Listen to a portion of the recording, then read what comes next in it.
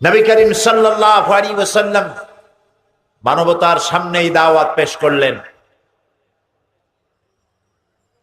নবী করিম সাল্লাল্লাহু আলাইহি ওয়াসাল্লাম এই দাওয়াত পেশ করে যখন ঘরে ফিরলেন, হযরত খাদিজার কাছে এসে তিনি বললেন, তিনি জিবরাইলকে দেখেছেন, জিবরাইলকে চিনতে পারেন নাই, বুঝতে পারেন নাই। তাই তিনি বললেন, হযরত খাদিজাকে আমাকে ঢেকে দাও, আমাকে ঢেকে দাও।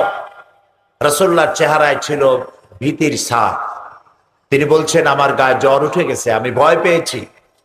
কেন ভয় পেলেন? তিনি ঘটনা শোনালেন। হযরতে খাদিজা রাদিয়াল্লাহু তাআলা আনহা বলছেন, হে কাসেমের পিতা, আপনার চিন্তার কোনো কারণ নাই। আপনাকে কোনো দুষ্ট জিন, কোনো শয়তান আপনার অনিষ্ট করতে পারে না, কারণ আপনি সত্য কথা বলেন। কে সার্টিফিকেট দিচ্ছে? স্ত্রী। আপনি সত্য কথা বলেন, আপনি বিধবাকে আশ্রয় দেন, আপনি এতিম দরিদ্রকে, মিসকিনদেরকে খেতে দেন, আপনি আত্মীয়তার হক আদায় করেন। আপনার ক্ষতি জিন এবং শয়তান করতে পারে না। তিনি ছুটে গেলেন, তার চাচাতো ভাই ছিলেন ওয়ারাকা বিন নওফল, তার বাড়িতে। তিনি তাওরাতের বড় আলেম ছিলেন। তাকে গিয়ে ঘটনা শোনালেন। তিনি ছুটে এলেন এবং নবী করিম সাল্লাল্লাহু আলাইহি সাল্লামের জাবানিতে তার জিবরাইলের সাথে দেখা সাক্ষাৎকারের খবর শুনে তিনি বললেন, নবী করিম সাল্লাল্লাহু আলাইহি সাল্লামের মাথার উপরে চুমো খেতে খেতে বললেন, কুদ্দুসুন কুদ্দুসুন, অতি পবিত্র, মহাপবিত্র। আপনার কাছে যিনি এসেছিলেন তিনি কোনো জিন নয়, তিনি কোনো শয়তান নন, তিনি আল্লাহর ফেরেশতা হযরতে জিবরাইল আলাইহিস সালাম। আমি তাওরাতে পড়েছি, অতীতে সমস্ত নবীদের কাছে যিনি আল্লাহর বাণী নিয়ে এসেছিলেন, আপনি আখিরি জামানার পয়গম্বর, আপনার কাছে জিবরাইল এসেছিলেন। তবে আমার বয়স হয়ে গিয়েছে, এই জাতি আপনার উপরে অত্যাচার করবে। সেদিন পর্যন্ত যদি আমি বেঁচে থাকি, আমি আপনার সহযোগিতা করব। নবী করিম সাল্লাল্লাহু আলাইহি সাল্লামের কাছে দীর্ঘদিন পর্যন্ত আসতেছিল না ওয়াহি। এরপরে কখনো কখনো নবী করিম সাল্লাল্লাহু আলাইহি সাল্লামের ইচ্ছে হতো যে আল্লাহ বোধহয় আমাকে ভুলেই গিয়েছেন। নিজের ইচ্ছে হতো পাহাড় থেকে নিজেকে ফেলে দিতে মাটিতে। দীর্ঘকাল পরে দ্বিতীয় ওহী নাজিল হলো, ইয়া আইয়ুহাল মুদ্দাসসির কুম ফাআনজির। হে বস্ত্র আচ্ছাদনকারী, ওঠো, দাঁড়াও এবং মানুষকে সতর্ক করো, সতর্কবাণী শোনাও। ওয়ানজির আশিরাতাকাল আকরাবিন, সর্বপ্রথম নিকটবর্তী লোকদেরকে দাওয়াত দাও। নবী করিম সাল্লাল্লাহু আলাইহি সাল্লাম সর্বপ্রথম এই দাওয়াত নিয়ে গেলেন হযরতে খাদিজাতুল কুবরা রাদিয়াল্লাহু তাআলা আনহার কাছে। আল্লাহর নবী বললেন, খাদিজা, হাতে বানানো যত মূর্তিগুলি আছে, মানুষেরা যাকে খোদা বলে মনে করে, এর একটি স্রষ্টা নয়। এগুলিকে বাদ দিয়া কদাখা আল্লাহর প্রতি ঈমান আনো, তিনি ছাড়া কোনো ইলাহ নাই, তাকে দেখা যায় না। আর আমি আল্লাহর নবী, শেষ নবী, আল্লাহর শেষ রাসূল, আমার উপরে ঈমান আনো। হযরতে খাদিজা রাদিয়াল্লাহু তাআলা আনহা,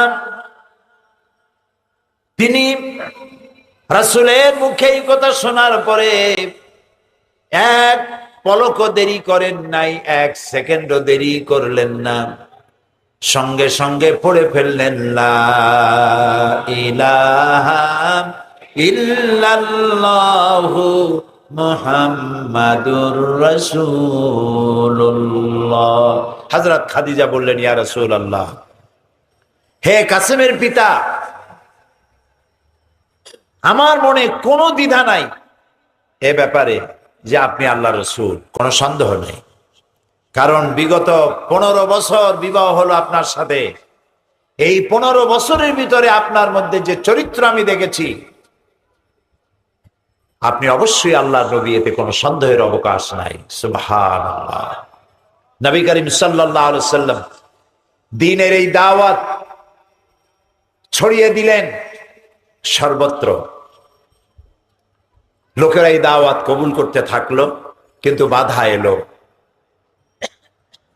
আবু জাহাল, আবু লাহাব, উতবা, শাইবা, মুগীরা, কাফেরেরা বাধার সৃষ্টি করলো। এই বাধা কেন এলো? মোট 3 শ্রেণীর লোকেরা বাধা দিয়েছে। দুনিয়ায় যখনই কোন নবী আসছেন, বাধা দিয়েছে 3 শ্রেণীর লোক। বলেন কয় শ্রেণী? এক হলো সমকালীন ধনাঢ্য ব্যক্তি, তারা বাধা দিয়েছে।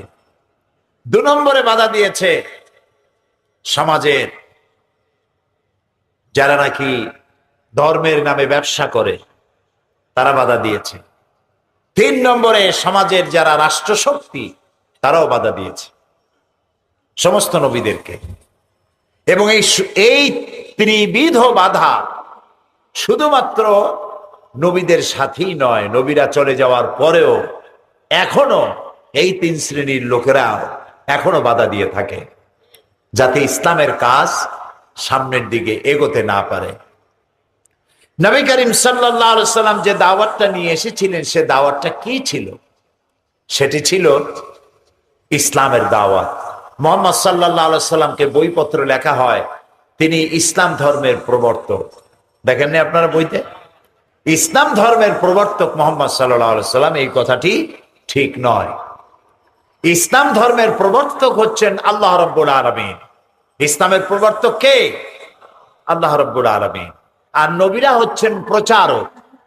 এর সর্বশেষ প্রচারক হচ্ছেন মুহাম্মদ রাসূলুল্লাহ সাল্লাল্লাহু আলাইহি ওয়াসাল্লাম। দুনিয়ার সমস্ত নবীদের যে দাওয়াত ছিল, নবী করিম সাল্লাল্লাহু আলাইহি সাল্লামের দাওয়াত এর থেকে ভিন্নতর কিছু ছিল না। তার দাওয়াত ছিল এই পৃথিবীর স্রষ্টা হচ্ছেন আল্লাহ তাআলা। পৃথিবীর স্রষ্টা কে? সবাই বলেন আল্লাহ তাআলা। আর স্রষ্টা যিনি, পৃথিবীর স্রষ্টা যিনি, আলা আলাহুল খালকু ওয়াল আমরু, সৃষ্টি যার, আইন চলবে সেই আল্লাহ তাআলারই। এই কথা, এই দাওয়াতই ছিল সমস্ত নবীদের। সমস্ত নবীদের স্লোগান ছিল একটা, 2 রকমের কথা কেউ বলেন নাই। স্লোগান কয়টা ছিল? আদম আলাইহিস সালাম থেকে শুরু করে মুহাম্মদ সাল্লাল্লাহু আলাইহি সাল্লাম পর্যন্ত স্লোগান একটাই ছিল। স্লোগানটা কি ছিল? পড়েন আমার সাথে, লা ইলাহা ইল্লাল্লাহ, লা ইলাহা। একটাই স্লোগান, কোন ইলাহা নাই, কোন আইনদাতা নাই, বিধানদাতা নাই, শাসনকর্তা নাই, কেউ নাই। কে ছাড়া? আল্লাহ ছাড়া। এই দাওয়াত যখন দিলেন, 3 শ্রেণীর লোকেরা বাধা দিল।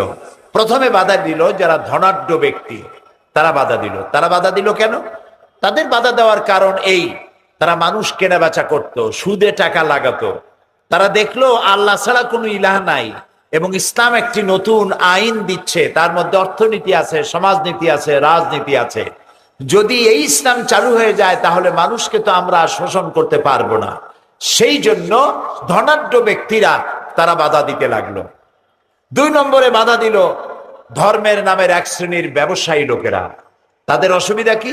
তাদের অসুবিধা হচ্ছে তারা ভাবখানা দেখাতো যে আমরা হচ্ছি আল্লাহর এজেন্ট।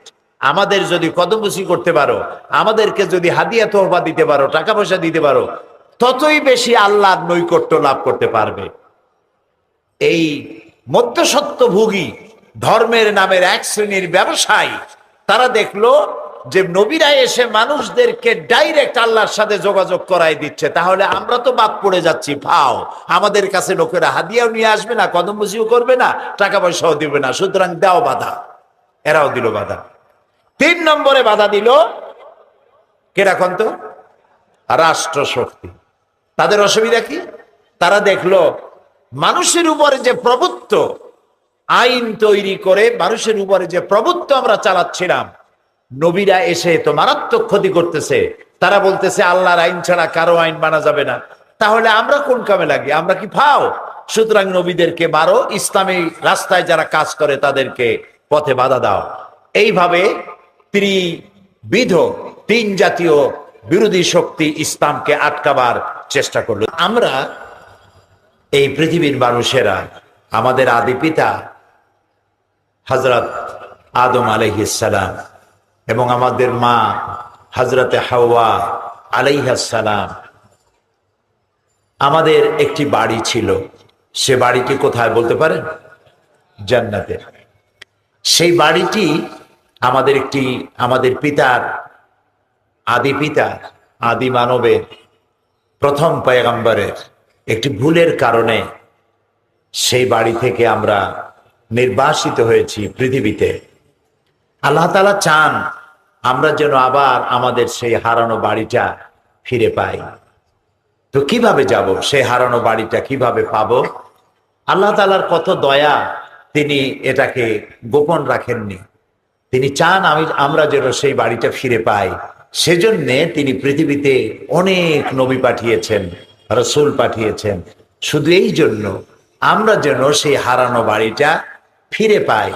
কেমনে পাবো সেই পথগুলি বলে দেওয়ার দায়িত্ব দিয়েই আল্লাহ তাআলা নবীদেরকে প্রেরণ করেছিলেন। সুবহানাল্লাহ। এবং যারা নবী তারা হলেন মাসুম, বেগুনাহ, তাদের কোনো গুনাহ নাই, তাদের কোনো ভুল নাই। এই নবীদের পাঠাবার মূল উদ্দেশ্য ছিল এই যে আল্লাহর কথাগুলি তারা মানুষকে বলবেন। কারণ আল্লাহ তাআলার আদত হচ্ছে এই যে তিনি কারো সাথে সরাসরি কথা বলেন না। যখন তিনি কথা বলতে চান, কথা বলেন মিন ওয়ারায়ে হিজাব, পর্দার আড়াল থেকে বলেন, অথবা রাসূল পাঠিয়ে দিয়ে, অর্থাৎ বার্তাবাহক পাঠিয়ে দিয়ে তার মাধ্যমে আল্লাহ তাআলা কথা বলেন। তো এরকম দুনিয়ায় যত নবী আল্লাহ পাঠালেন, আদম আলাইহিস সালাম থেকে নিয়ে ঈসা আলাইহিস সালাম পর্যন্ত, এরা সবাই ছিলেন আল্লাহর নবী এবং রাসূল। সর্বশেষ যিনি আসলেন তার নাম মুহাম্মদ। সবাই বলেন সাল্লাল্লাহু আলাইহি ওয়াসাল্লাম। রাসূলুল্লাহ বলেছেন তার মতো বখিল আর কেউ নাই যে আমার নাম শুনলো আর দরুদ পড়লো না। আমাদের নাম বখিলের খাতায় উঠুক, আমরা কি তা চাই? নবী করিম সাল্লাল্লাহু আলাইহি ওয়াসাল্লাম বলেছেন আমার নাম শুনে আমার প্রতি যে একবার দরুদ পড়বে, আল্লাহ তাআলা তার প্রতি 10টা রহমত নাজিল করে দিবে। সেই জন্য সবসময় মনে রাখবো, যখনই আমরা নবী করিম সাল্লাল্লাহু আলাইহি ওয়াসাল্লামের নাম শুনবো, সাথে সাথে কি বলবো? সাল্লাল্লাহু আলাইহি ওয়াসাল্লাম। আল্লাহ তাআলা তাকে পাঠালেন পৃথিবীর এমন এক সময় যখন পৃথিবীতে আল্লাহর রহমত ছাড়াই পৃথিবীকে আর বাঁচানো যাবে না। চুরি, ডাকাতি, জেনা, ব্যভিচার, হত্যা, ধর্ষণ, শয়তানি, বদমাশি, মিথ্যা, লুণ্ঠন, হাইজ্যাক, ছিনতাই, এমন কোন অপরাধ নাই যা এই পৃথিবীর মানুষেরা করছে না।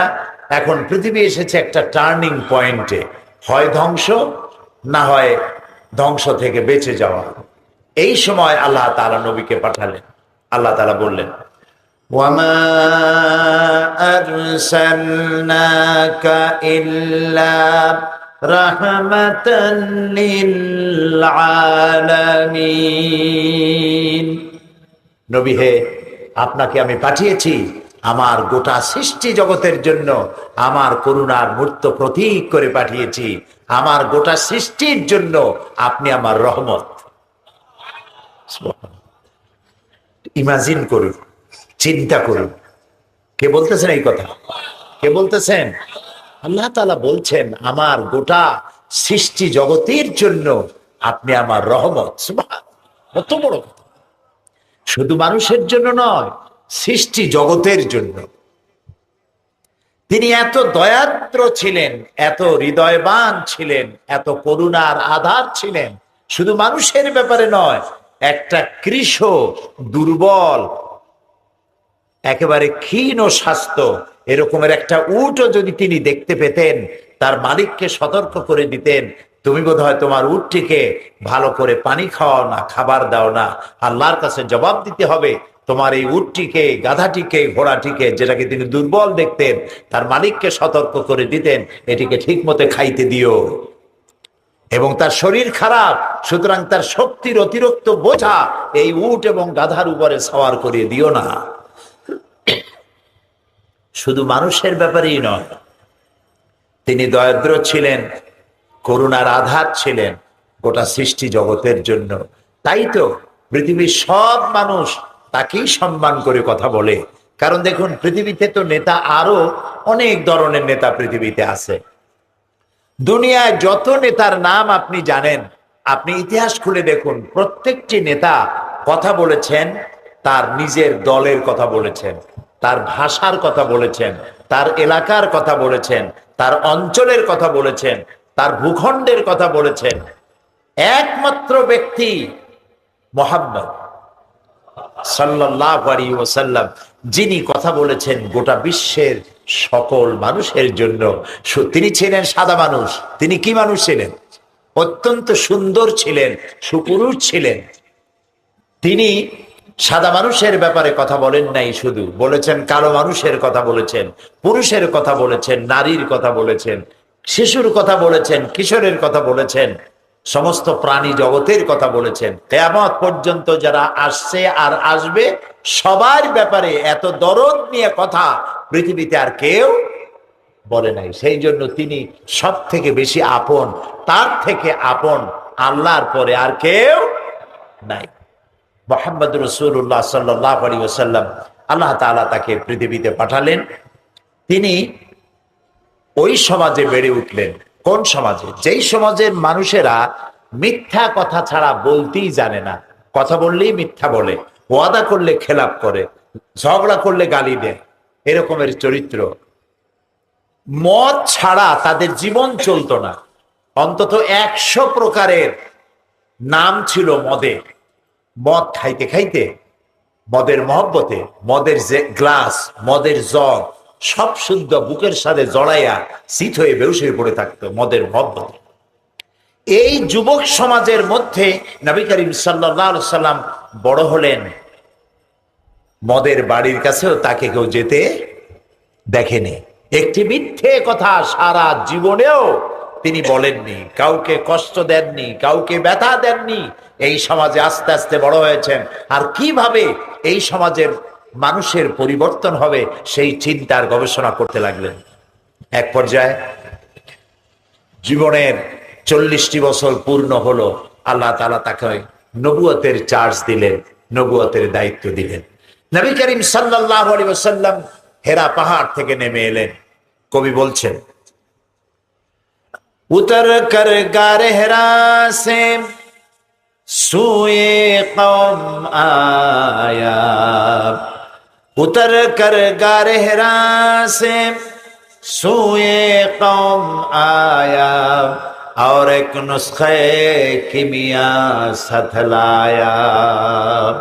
হেরা পাহাড় থেকে নেমে এলেন, হাতে নিয়ে আসলেন একখানা পরশ পাথর। এই পরশ পাথরের নাম কি? মাশাআল্লাহ, আপনারা বুঝতে পেরেছেন।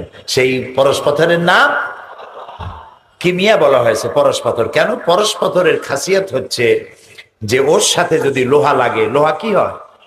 সোনা হয়ে যায়। পাথর লাগলে ডায়মন্ড হয়ে যায়। সুবহানাল্লাহ। খারাপ মানুষগুলি এসে কোরআনের সংস্পর্শে এলো, মানুষগুলি ভালো হয়ে গেল। রাসূলুল্লাহ হেরা পাহাড় থেকে নেমে এসে বললেন, ইয়া আইয়ুহান নাস কুলু লা ইলাহা ইল্লাল্লাহ তুফলিহু।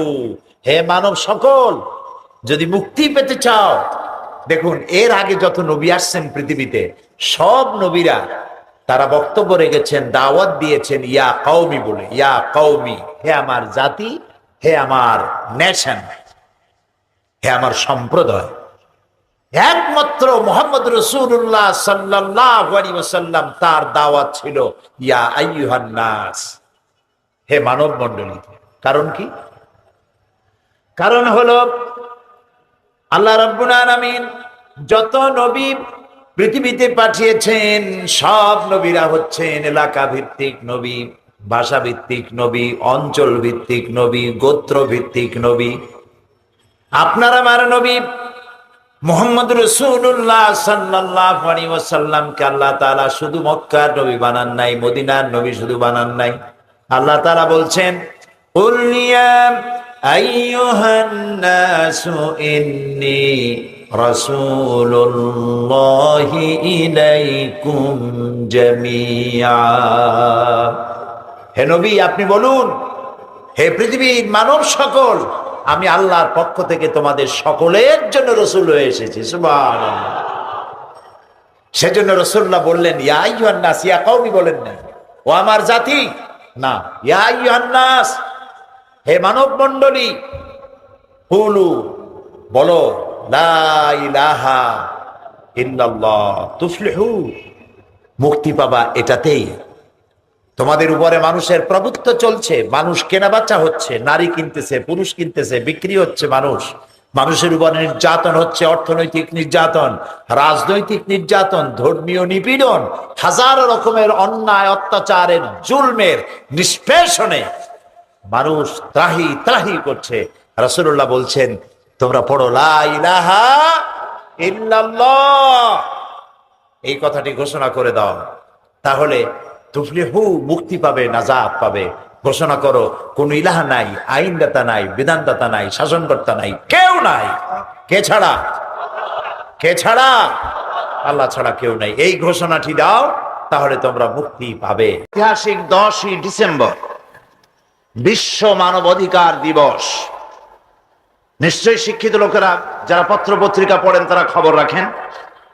1948 সালের এই দিনে প্যারিসে জাতিসংঘের একটা বৈঠক হয়েছিল। জাতিসংঘের সদস্য সমূহ, রাষ্ট্রসমূহ নিয়ে তারা সেখানে বৈঠক করলেন এবং সর্বসম্মতিক্রমে তারা মানবাধিকারের সার্বজনীন ঘোষণা তারা সেখান থেকে দিলেন। 30টি ধারায় সম্বলিত এই ঘোষণাপত্রে মানুষের মর্যাদা, মানুষের সম্মান, স্বাধিকার নিশ্চিত করার জন্য তারা প্রতিজ্ঞাবদ্ধ হলেন। আজকের এই দুনিয়ায় এই মানবাধিকার দিবস পালনের জন্য বক্তৃতা, বিবৃতি, সেমিনার, সিম্পোজিয়ামের আয়োজন হয়েছে বিশ্বজুড়ে। আমার দেশের প্রধানমন্ত্রী এবং প্রেসিডেন্ট মানবাধিকার দিবস উপলক্ষে বাণী দিয়েছেন। আপনারা নিশ্চয়ই জানেন এই মানবাধিকার দিবসে আমরা তাফসীর, কোরআনে কারীমের তাফসীর হচ্ছে এমন এক সময় যখন দুনিয়াব্যাপী মানবাধিকার দিবস পালন হচ্ছে, অথচ বর্তমান সময় অতীতের যে কোনো সময়ের তুলনায় মানবাধিকার লঙ্ঘিত হচ্ছে বর্তমান পৃথিবীতে। মুসলমান হিসেবে মানুষের মৌলিক অধিকারের ধারণা আমাদের কাছে নতুন কিছু নয়। অন্যদের নিকট মৌলিক মানবাধিকারের ইতিহাস জাতিসংঘের সনদ থেকে শুরু হয়েছে অথবা ইংল্যান্ডের ম্যাগনা কার্টা থেকে শুরু হয়েছে, কিন্তু ইসলামের মৌলিক মানবাধিকার প্রতিষ্ঠিত হয়েছে আজ থেকে 1400 বছর পূর্বে। ইতিহাস সাক্ষ্য দেয় অধিকার লঙ্ঘনের ক্ষেত্রে মানুষ পশুকে হার মানিয়েছে। পশুরা খাদ্যের প্রয়োজনে অন্যকে আক্রমণ করে। আমি আবার বলি, পশুরা খাদ্যের প্রয়োজনে অন্য প্রাণীকে আক্রমণ করে। ফুর্তি করার জন্য অথবা কাউকে গোলাম বানাবার জন্য পশুরা কেউ কাউকে আক্রমণ করে না। বাঘেরা, সিংহেরা আজ পর্যন্ত কোন সেনাবাহিনী তৈরি করে নাই। পৃথিবীর কোন ব্যাঙ আজ পর্যন্ত দাঁড়িয়ে বলে নাই যে এই এলাকায় শুধু আমি গ্যাংর গ্যাং করব, আর কেউ আওয়াজ করতে পারবে না। এভাবে করে ব্যাঙ তার স্বজাতিকে শাসায়নি, বাঘ তার স্বজাতিকে শাসায়নি, বরং মানুষ মানুষকে শাসন করেছে।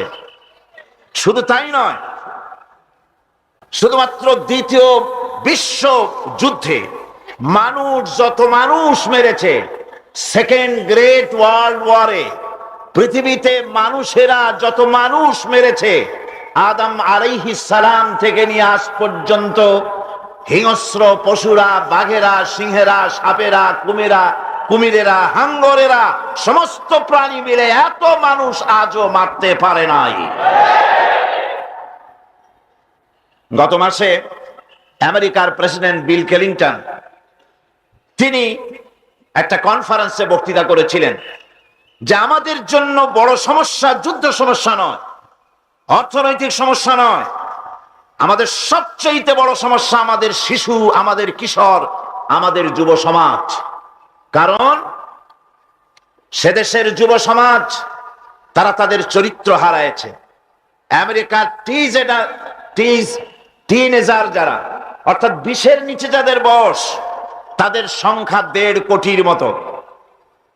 এদের মধ্যে আন্ডার ক্লাস সোসাইটির সংখ্যা 35 লাখ। ড্রাগ এডিক্টেড হয়েছে 30 লক্ষ, যারা প্যাটেডিন, হেরোইন, কোকেইন, চার্চ, মারিজুয়ানা, গাঁজা ইত্যাদি যারা সেবন করে, যুবকদের মধ্যে তাদের সংখ্যা 30 লাখের ওপরে। বসবাসের জায়গা নাই আমেরিকায়, এরকম লোকদের সংখ্যা 15 লাখ। আমেরিকার এই করুণ চিত্র হওয়ার কারণ হলো এই, আমেরিকায় ফ্যামিলি স্ট্রাকচার বলে কোনো জিনিস নাই, যেটা আছে মুসলমানদের কাছে, ইসলামের কাছে। সেই ফ্যামিলি স্ট্রাকচার আমেরিকার কাছে নাই।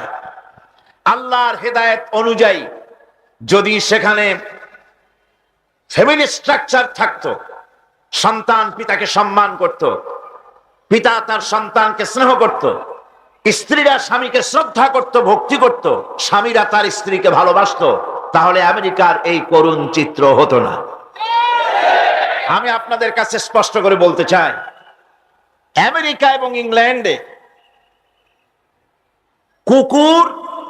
কুকুর ছানা তার মালিকের কাছে যে যত্ন পায়, সন্তানগুলি তার মায়ের কাছে সেই যত্ন পায় না। আমার নিজের চোখে আমি দেখেছি ইংল্যান্ড এবং আমেরিকায় মা তার বাচ্চাকে পুশ চেয়ারে করে ঠেলে নিয়ে যাচ্ছে, আর কুত্তার বাচ্চাটা কোলে করে রাখছে। এ দৃশ্য আমার চোখে দেখা। সুতরাং সেখানে মানবাধিকার লঙ্ঘন হয়েছে। এই মানবাধিকার গুলিকে আইনের পরিভাষায় বলা হয় legal rights, positive rights, fundamental rights, একে বলা হয় basic human rights, birth rights of man. এগুলি হলো এর আইনগত পরিভাষা। বাংলা ভাষায় সামগ্রিকভাবে এই মৌলিক মানবাধিকার এগুলিকেই আমরা চিহ্নিত করে থাকি। এসব অধিকার মানুষকে অত্যাচার এবং জুলম থেকে রক্ষা করে। কিন্তু আজ পৃথিবীতে মানুষেরা এই অধিকার হারায়েছে। অতি সম্প্রতিকালে আমেরিকার প্রাক্তন প্রেসিডেন্ট মিখাইল গর্বাচেভ তিনি একটা বই লিখেছেন। বইটির নাম হচ্ছে পেরেস্ট্রাইকা। নামটা মনে রাখুন, রুশ ভাষায় বইটির নাম পেরেস্ট্রাইকা। তিনি এই বইতে উল্লেখ করেছেন, যখন থেকে আমরা আমাদের নারীদেরকে আমাদের ঘর থেকে বের করে দিয়েছি, তখন থেকে আমাদের সন্তানগুলি লাওয়ারিস হয়ে গিয়েছে। আমাদের সন্তানগুলিকে ঘরে আর দেখার কেউ নাই। কোনটা রং, কোনটা রাইট, কোনটা ভালো, কোনটা মন্দ বোঝাবার মতো ঘরে আর লোক লইল না। ফলে আমাদের সন্তানগুলি সব খারাপ হয়ে গেল। আমেরিকায় যারা বিবাহ করে, তাদের প্রথম বিবাহ বার্ষিকীতেই বিবাহ ভেঙে যায় 60%, শতকরা 60% বিবাহ ভেঙে যায়। ইউরোপের সংখ্যা 50%। আর বিয়ে করার আগে লিভ টুগেদার, একসঙ্গে এক্সপেরিমেন্টের জন্য 5-6 বছর কাটায়, তারপরে বিয়ে করে। এসব কারণে শিশু জন্মাবার থেকেই তারা অধিকার হারা হয়ে যায়।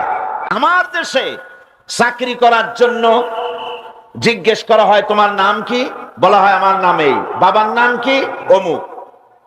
কিন্তু সে দেশে বাপের নাম জিজ্ঞেস করা হয় না। প্রথমে লিখতে হয় নিজের নাম, পরে লিখতে হয় মায়ের নাম। কারণ গাভী জানে না কোন ষাঁড়ের বিচে এই বাছুর এসেছে পৃথিবীতে। আজকে এই দুর্দশা হচ্ছে পৃথিবীর বুকে। দ্বিতীয় বিশ্বযুদ্ধের পূর্বে সামগ্রিকভাবে পৃথিবীর মানুষগুলি একান্নভুক্ত ছিল, কিন্তু দ্বিতীয় বিশ্বযুদ্ধে মানুষ মারা গেল, শুধু পৃথিবীতে পুরুষ মারা গেল 1 কোটির মতো। 1 কোটি পুরুষ মারা যাওয়ার পর নারীগুলি কাজের জন্য, রুজির জন্য পেটের দায়ে রাস্তায় বেরোলো। ক্যাপিটালিস্টরা বলল যে আমরা নারীদেরকে অধিকার দিয়ে দিলাম। নারীরা যখন কাজের জন্য ময়দানে নামলো, সাংবাদিক ভাইয়েরা, বুদ্ধিজীবী ভাইয়েরা, শিক্ষিত ভাইয়েরা, মা বোনেরা, খুব মনোযোগ সহকারে শুনুন। নারী যখন তার রুজি এবং রুটির জন্য ময়দানে নামলেন, তখন সবচাইতে বড় দুটো সমস্যার সম্মুখীন তারা হলেন। একটি হলো পুরুষের চাইতে তাদের বেতনের বড় রকমের বৈষম্য ঘটে গেল, তাদের বেতন হলো কম। আজও বাংলাদেশে যত গার্মেন্টস ফ্যাক্টরি আছে, নারীকে সবচাইতে কম বেতন দেওয়া হয়। 300 টাকার বেশি বেতন আছে বলে আমার জানা নাই। মানবাধিকার তোমরা আমাদের শেখাও, নারীরা বেতন পেল কম। আরেকটি বড় সমস্যার সম্মুখীন হলেন নারীরা, তা হলো চাকরির জন্য। চাকরির ক্ষেত্রে পর পুরুষের সাথে অবাধ মেলামেশার কারণে তাদের সতীত্ব, তাদের ইজ্জত, তাদের আব্রু ধুলায় ধূসরিত হয়ে গেল। নৈতিক চরিত্রের অবক্ষয় ঘটলো, এই ছড়িয়ে পড়লো গোটা বিশ্বময়। রাজনীতিতে আজ মানবাধিকার লঙ্ঘন হয়েছে। পাশ্চাত্য মনে করে ফরাসি বিপ্লবের পর মানুষকে 3টা অধিকার দেওয়া হয়েছে। কয়টা? 3টি। বলার স্বাধীনতা, চিন্তার স্বাধীনতা, সংগঠন করার স্বাধীনতা। অথচ আজকের পৃথিবীতে আমরা জানি ফ্রান্সের অধীনে আলজেরিয়া 600 বছর আলজেরিয়া শাসন হলো। এই আলজেরিয়ায় 1992 সনের নির্বাচনে ইসলামিক সালভেশন ফ্রন্ট যখন বিপুল ভোটে বিজয় লাভ করলো, তখন ফ্রান্স আলজেরিয়ার সেনাপতি জেনারেল জারুয়ালকে দিয়ে নির্বাচন বাতিল করে ইসলামিক সালভেশন ফ্রন্টের 60,000 মুজাহিদকে হত্যা করেছে। জাতিসংঘের চার্টার তৈরি হয়েছিল যে 3টি কারণে, সে কারণগুলি তারা লঙ্ঘন করলো। জেনারেল নরিয়াগাকে আমেরিকা ধরে নিয়ে গেল, জাতিসংঘ নীরব। বসনিয়া মুসলমানদেরকে সার্বিয়ানরা হত্যা করলো, তাদের অস্ত্র কেনার উপরে এমবার্গো দিল, জাতিসংঘ নীরব।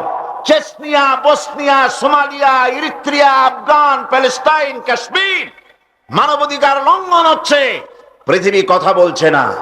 আজ আমাদের বন্ধু নাই দুনিয়ায়, আমাদের বন্ধু কেবলমাত্র কে? চিল্লায় বলুন, আমাদের বন্ধু কে? আল্লাহ রাব্বুল আলামিন। মুসলমানদের সাথে আমেরিকা এবং ইউরোপ দুশ্মনী চালাচ্ছে, মারাত্মক দুশ্মনী করছে। নিউ ইয়র্ক ওয়ার্ল্ড ট্রেড সেন্টারে বোমা বিস্ফোরণ হলো, তারা দায়ী করলো কারে? বলেন কারে? মুসলমানকে দায়ী করা হলো। ওকলাহামায় বোমা বিস্ফোরণ হলো, দায়ী করলো কারে?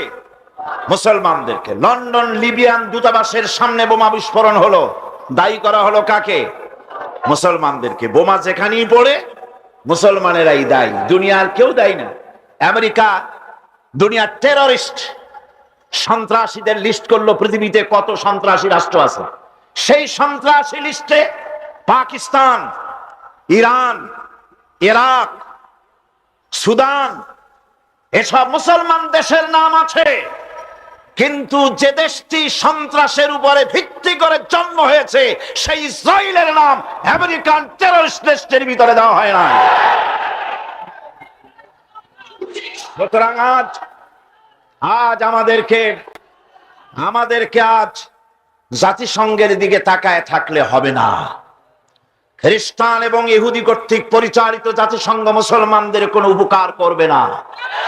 আজ আমি বলতে চাই, শারকুল আওসাত থেকে শুরু করে, মধ্যপ্রাচ্য থেকে শুরু করে সারা পৃথিবীর সমস্ত মুসলমানদেরকে আলাদা মুসলিম জাতিসংঘ তৈরি করতে হবে। এছাড়া মুসলমানদের বাঁচার কোনো পথ নাই। মানবাধিকারের জন্য কথা বলেছেন আমার রাসূল করিম সাল্লাল্লাহু আলাইহি ওয়াসাল্লাম। ওয়ান আব্দুল্লাহ বিন উমর রাদিয়াল্লাহু তাআলা আনহুমা قال قال رسول الله صلى الله عليه وسلم في حجة الوداع ألا إن الله حرم عليكم دماءكم وأموالكم كيومكم هذا وبلدكم هذا وشهركم هذا রাওয়াহুল বুখারী। রাসূল করিম সাল্লাল্লাহু আলাইহি সাল্লাম বলেছেন, আজকের এই দিন আল্লাহ রাব্বুল আলামিন তোমাদের রক্ত, সম্পদ এবং ইজ্জতকে এভাবে পবিত্র করেছেন, যেভাবে পবিত্র করেছেন আজকের এই দিনকে, এই হজের দিনকে, ইয়াউমে আরাফাকে যেভাবে পবিত্র করেছেন, মক্কা নগরীকে যেভাবে পবিত্র করেছেন, এই মাসকে যেভাবে পবিত্র করেছেন, তোমাদের রক্ত এবং সম্পদ সেইভাবে আল্লাহ পাক পবিত্র ঘোষণা করছেন। একে অপরের রক্তকে হরণ করতে পারবে না, কারো মাল হরণ করতে পারবে না, কারো অধিকারকে ক্ষুণ্ণ করতে পারবে না। মানবাধিকারে পৃথিবীর সর্বশ্রেষ্ঠ প্রবক্তা হচ্ছেন জনাবে মুহাম্মদ রাসূলুল্লাহ সাল্লাল্লাহু আলাইহি ওয়াসাল্লাম। কোরআনের হেদায়েত মেনে, রাসূলের হেদায়েত মেনে যদি আমরা অগ্রসর হই, তাহলে আমাদের জন্য দুঃখ থাকবে না, দৈন্য থাকবে না। গোটা পৃথিবীতে মানবাধিকার প্রতিষ্ঠিত হবে, মানবাধিকার লঙ্ঘিত হবে না। এই মানবাধিকার দিবসে আমার পক্ষ থেকে এই কথাগুলি রাখার পর আমি এখন আপনাদের সামনে কোরআনে কারীমের তাফসীরের দিকে এগোচ্ছি। আউযু বিল্লাহি মিনাশ শাইতানির রাজীম। বিসমিল্লাহির রাহমানির রাহিম। والعصر إن الإنسان لفي خسر إلا الذين آمنوا وعملوا الصالحات وتواصوا بالحق وتواصوا بالصبر صدق الله العظيم। আল্লাহ পাক শপথ করে বলছেন, গোটা বিশ্বের সমস্ত মানব মণ্ডলীর জীবন ব্যর্থ, এর কোনো দাম নাই, বিফল। মানুষের জীবন সফল হবে কয়টা কাজ করলে, মনে আছে কয়টা? তার কয়টা আমি বলেছি? একটাও শেষ করতে এখনো পারা যায়নি। এই ঈমান আনলে পরে যারা ঈমানে সমৃদ্ধ হয়, তাদেরকে আল্লাহ পাক মর্যাদা দান করেন, তাদের সম্মানকে আল্লাহ পাক বৃদ্ধি করেন। আল্লাহর প্রতি ঈমান মানুষকে সম্মান বোধ সৃষ্টি করে।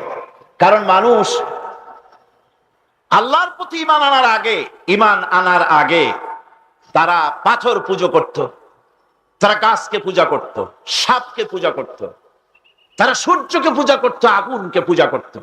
আল্লাহ রাব্বুল আলামিন ঘোষণা করছেন, ইন্নাল্লাযীনা তাদউনা মিন দুনিল্লাহি ইবাদুন আমসালুকুম। আল্লাহ পাক বলেন, আমাকে বাদ দিয়ে তোমরা যাদেরকে তোমরা ডাকো, যাদেরকে সম্মান করো, যাদের সামনে মাথা নত করো, এরা তোমার মতো আমার গোলাম। সূর্য আমার গোলাম, চন্দ্র আমার গোলাম, গাছপালা, পাহাড় পর্বত সবই আমার গোলাম। তোমরা নিজেরা গোলাম হয়ে এই গোলামের সামনে মাথা নত করো, এরা তোমার কোনো উপকার সাধন করতে পারবে না, কোনো উপকার এরা তোমার করতে পারবে না। সুতরাং ঈমান মানুষকে সমৃদ্ধ করে, মাথা নত করতে শিখায় কেবলমাত্র কার সামনে? যখনই আমরা পড়েছি লা ইলাহা ইল্লাল্লাহু মুহাম্মাদুর রাসূলুল্লাহ, এই কালেমা যখন আমরা উচ্চারণ করেছি, তখন আমাকে এই কালেমা শিখায়েছে মাথা নত করা কারো সামনেই চলবে না, একমাত্র আল্লাহ রাব্বুল আলামিন ছাড়া। তিনি ছাড়া কারো কোনো শক্তি নেই। সমস্ত শক্তির উৎস কে? আন্নাল কুওয়াতা লিল্লাহি জামিআ, সমস্ত ক্ষমতার উৎস কেবলমাত্র কে? আল্লাহ পাক। সেজন্য আপনারা আমাকে জবাব দেন, খেতে দেওয়ার মালিক কে? জোরে বলতে হবে, খেতে দেওয়ার মালিক কে? পড়তে দেওয়ার মালিক কে? হাসাবার মালিক কে? কাঁদাবার মালিক কে? হায়াতের মালিক কে? মওতের মালিক কে? ক্ষমতা দেওয়ার মালিক কে? ক্ষমতা ছিনায় নেওয়ার মালিক কে? ফাআলুল লিমা ইউরিদ, যা খুশি তাই তিনি করেন। তার কাছে তার ক্ষমতার চাইতে প্রচন্ড ক্ষমতা কারণ নাই। তিনি যদি কাউকে উপকার করতে চান, ওয়াইয়ামসাসকাল্লাহু বিদুররিন ফালা কাশিফা লাহু ইল্লা হুয়া ওয়াইয়ুরিদকা বিখাইরিন ফালা রাদ্দা লিফাদলিহি। আল্লাহ পাক বলেন, আল্লাহ পাক যদি কাউকে উপকার করতে চান তাহলে তাকে কেউ ক্ষতি করতে পারে না। আর যদি আল্লাহ কাউকে উপকার করেন, সেই উপকার থেকে কাউকে কেউ ফিরায় রাখতে পারে না। সুতরাং ভালো আর মন্দ, খায়রিহি ওয়া শাররিহি মিনাল্লাহি তাআলা, ভালো মন্দ যা হবে সব আল্লাহর পক্ষ থেকে হয়। কার পক্ষ থেকে? এই জন্যে ঈমান আনলে পরে, ঈমান যার পোক্ত হয়ে যায়, চাকরির ভয়তে কথাটা দুর্বল করে বলে না। আমি যদি এই কথাটা বলি, ইমামতি যদি না থাকে, এই হক কথাটা যদি বলি, তাহলে আমার দাওয়াত সওয়াত যদি কমে যায়, আমার মন্ত্রিত্ব যদি না থাকে, আমার লোকেরা সম্মান করতো, সম্মানটা যদি না থাকে, রুজি নষ্ট হয়ে যাবে, এই চিন্তা তারা করতে পারে না। কারণ আল্লাহ রাব্বুল আলামিন তিনি পরিষ্কার করে বলেছেন, ওয়া মা মিন দাব্বাতিন ফিল আরদি ইল্লা আলাল্লাহি রিজকুহা। এই পৃথিবীর বুকে এমন কোন বিচরণশীল জীব নাই যে জীবের রিজকের দায়িত্ব আমি আল্লাহ আমার নিজ হাতে গ্রহণ করি নাই। সমস্ত পৃথিবীর সকল প্রাণীর রিজকের দায়িত্ব কার হাতে? আল্লাহ পাকের হাতে। এই পৃথিবীতে বহু প্রাণী আছে, এই পৃথিবীতে অনেক প্রাণী আছে যেই প্রাণীগুলি তাদের কোনো ব্যাংক ব্যালেন্স নাই, এক জায়গায় কোনো কিছু জমা করে রাখে না, অথচ তারা না খেয়েও মরে না। শকুন বলেন, শিয়াল বলেন, কুমির বলেন, কারো ব্যাংকে কোনো জমা নাই, কোনো খাদ্য খাবার। সকালবেলায় তারা খালি পেটে বের হয়ে যায়, আর বিকেল বেলায় রব্বুল আলামিন তাদের সকলকে পেট ভরে তাদের আপন আপন বাসায় ফিরাইয়া দেন। রিজকের মালিক আল্লাহ রব্বুল আলামিন। সেই জন্য পৃথিবীতে যারা নাকি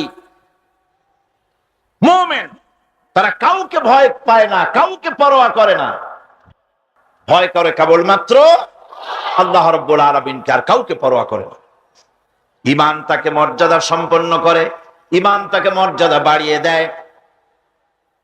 রুজি রোজগারের জন্য আমার দেশের বহু মুসলমান এখনো মাজারগুলিতে গিয়ে সেখানে হাত পাতে, সেখানে চাদর চড়ায়, সেখানে আগরবাতি দেয়, সেখানে মোমবাতি দেয়, আর বলে ইয়া খাজা মেরা মতলব কো পুরা করে দে। বলে কিনা? সন্তান হয় না, বলে খাজা বাবা একটা সন্তান দাও। চাকরিতে উন্নতি হয় না, চাকরিতে উন্নতি দিয়ে দাও, ছেলে পরীক্ষা দেবে পাশ করাইয়া দাও। এইসব কথা কি বলে? জোরে কর নাউজুবিল্লাহ। আমার বন্ধুগণ, মাজারে এ ধরনের মানত করা, তারা গরু ছাগল মানত করে, এগুলি গিয়ে সেখানে যায়, সম্পূর্ণ হারাম। এগুলি কি? মাজারে চাদর দেওয়া যাবে না, আগরবাতি দেওয়া যাবে না, মোমবাতি দেওয়া যাবে না, মানত করা যাবে না। মানত করা যাবে কেবলমাত্র আল্লাহ রব্বুল আলামিনের নামে। কার নামে মানত হবে? আল্লাহ ছাড়া কারো নামে মানত করা যাবে না। এই চট্টগ্রামে আলহামদুলিল্লাহ পূর্বের তুলনায় মাজার পূজা বহুল অংশে কমে গেছে। বল আলহামদুলিল্লাহ। এ কথা ঠিক কিনা? আজকের এই তাফসীরুল কোরআনের মাহফিলে যারা এসেছেন, জীবনেও আর কোনদিন মাজারে টাকা পয়সা, চাদর, আগরবাতি, মোমবাতি এগুলি দিবেন না। রাজি আছেন? কারা কারা রাজি? হাত উঁচু করে দেখান। আলহামদুলিল্লাহ। হাত নামা।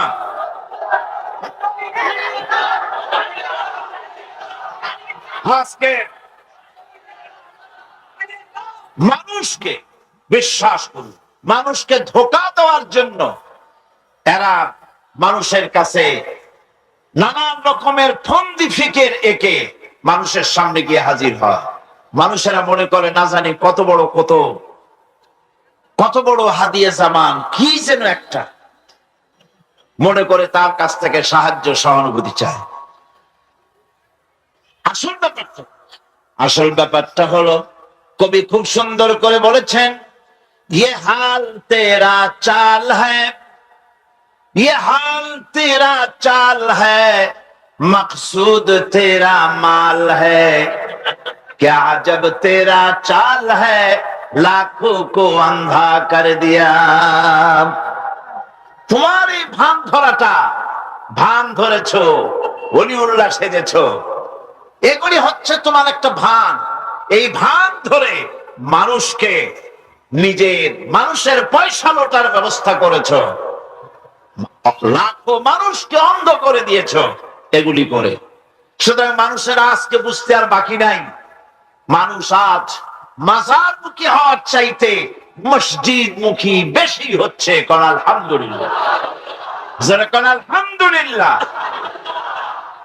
আমার বন্ধুগণ, ইসলাম মানুষকে শিখায়, মানুষ যখন ঈমান আনে, আল্লাহ পাক বলেন ক্ষতি থেকে বাঁচার জন্য, ইল্লাল্লাযীনা আমানু, যারা ঈমান এনেছে। ঈমান আনলে পরে যে উপকারটি তার হয় তা হলো তার মধ্যে বিনয় এবং বিনম্রতা আসে, সে অহংকারী হয় না। মুমিন কখনো অহংকারী হয়? কিসের অহংকার? টাকা পয়সার অহংকার করবে। আল্লাহ পাক যদি ব্রেন টিউমার দিয়ে দেন, হার্টের মধ্যে যদি ক্যান্সার করে দেন, ব্লাডের ভিতরে যদি ক্যান্সারের জার ঢুকায় দেন, সারা জীবনে যা কামাই করেছো সব শেষ করলেও রোগ সারবে না। কথা ঠিক কিনা? এই জন্য আল্লাহ রাব্বুল আলামিন কোরআনে কারীমের মধ্যে পরিষ্কার করে বলেছেন, যারা অহংকার করো, আমার আইন ভালো লাগে না, আমার দিন পছন্দ হয় না, আমার ইসলাম ভালো লাগে না, যদি পছন্দ না হয় বেরিয়ে যাও। ইয়া মা'শারাল জিন্নি ওয়াল ইনসি ইন ইসতাতা'তুম আন তানফুযু মিন আকতারিস সামাওয়াতি ওয়াল আরদ فانفذوا لا تنفذون إلا بسلطان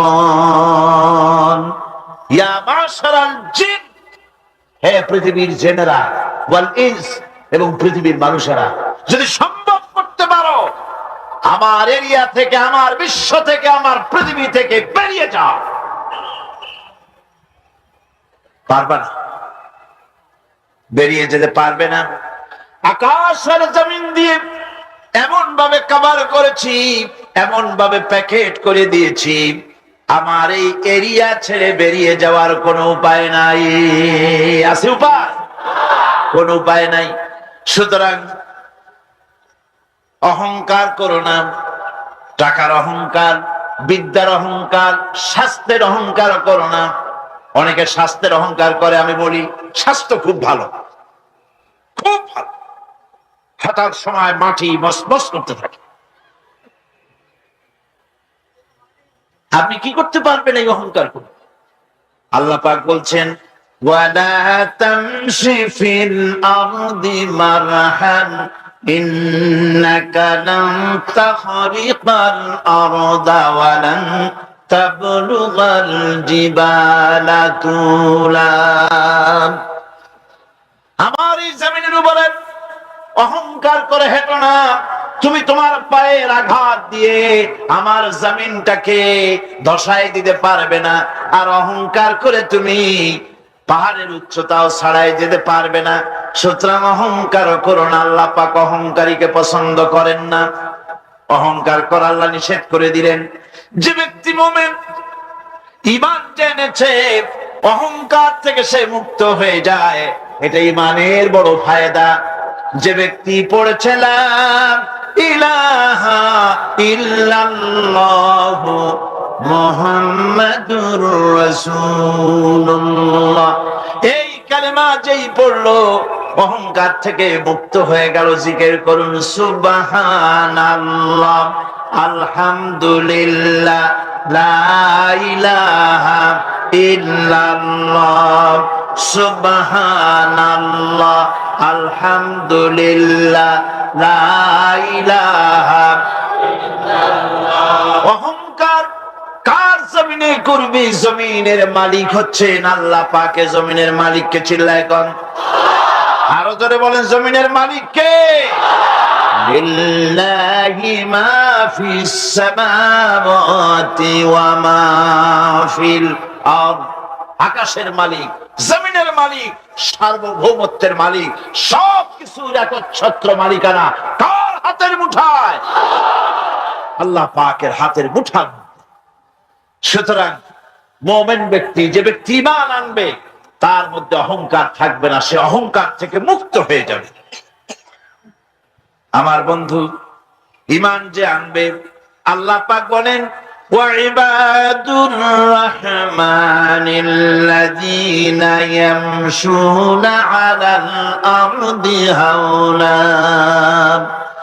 রহমানের বান্দা যারা, তারা জমিনের উপরে মাথা নিচু করে তারা হাঁটে, বিনয়ের সাথে হাঁটে, অহংকার করে না। বুক ফুলায়া মাথা উঁচু করে অহংকার করে হাঁটে না। দেখে নেব, এরকম করে চিল্লায় না। মানুষের উপরে দুঃশাসন, জুলম ইত্যাদি তারা করে না।